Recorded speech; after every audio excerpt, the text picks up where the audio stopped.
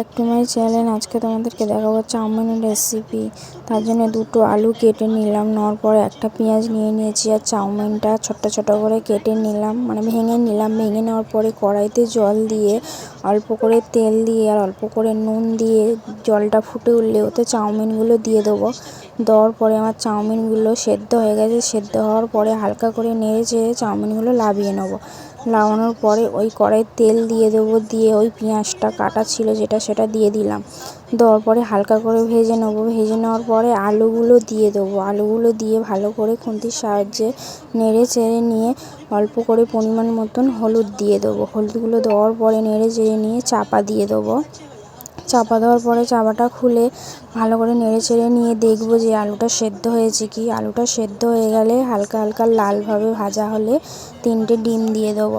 3টে ডিম দেওয়ার পরে অল্প করে নুন ছড়িয়ে দিয়ে আলুর সাথে ডিমটা ভালো করে ভেজে নেবো। ভেজে নেওয়ার পরে ওপর থেকে অল্প করে গুঁড়ো লঙ্কা ছড়িয়ে দেবো। গুঁড়ো লঙ্কা ছড়ানোর পরে ভালো করে নাড়াচাড়া করে নিয়ে চাউমিনটা দিয়ে দেবো। চাউমিনটা দেওয়ার পরে চাউমিন, আলু আর ডিম একসাথে মাখিয়ে নেবো খুন্তির সাহায্যে। মাখানো হয়ে গেলে চাপা দেবো। চাপা দেওয়ার পরে দেখতেই পাচ্ছ আমার চাউমিনের রেসিপি তৈরি হয়ে গেছে। তা ভিডিওটা কেমন লাগলো কমেন্টে জানাতে ভুলো না।